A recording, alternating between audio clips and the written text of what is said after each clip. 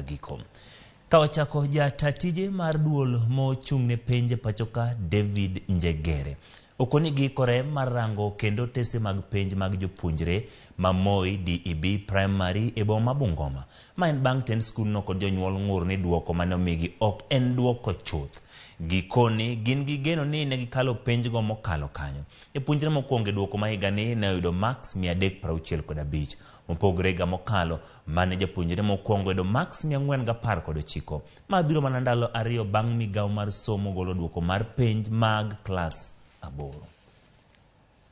The rules and regulations for national examinations allow for any candidate who feels that they have a query on either the way their names were captured or their marks, they have the right to request for us to verify their results.